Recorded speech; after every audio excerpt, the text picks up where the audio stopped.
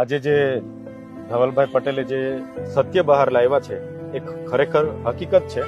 આદિવાસી વિસ્તારમાં એ છોટાઉદેપુર હોય, દાહોદ હોય, નર્મદા હોય કે ડાંગ હોય, દરેક વિસ્તારોમાં આજે પણ શિક્ષકોની ઘટ છે. એમાં હું મારા પોતાના તાલુકાની વાત કરું, 27 શાળાઓ એવી છે કે ત્યાં એક જ શિક્ષક છે. તેવી જ રીતના મારા પોતાના તાલુકામાં 54 શાળાઓમાં આજે ઓરડા નથી.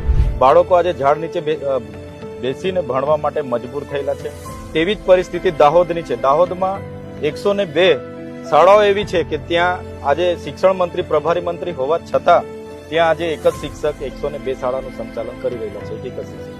તો આ સમગ્ર આદિવાસી વિસ્તારની પરિસ્થિતિ છે. અને જ્યારે સરકાર જ્યારે ભણશે ગુજરાત, આગળ વધશે ગુજરાતની વાત કરે છે, જ્યારે સરકાર પ્રવેશોનો આવો ઉત્સવ કરે છે, ત્યારે ખરેખર એમણે આદિવાસી વિસ્તાર સાથે કેમ અન્યાય કરે છે અમને સમજાતું નથી.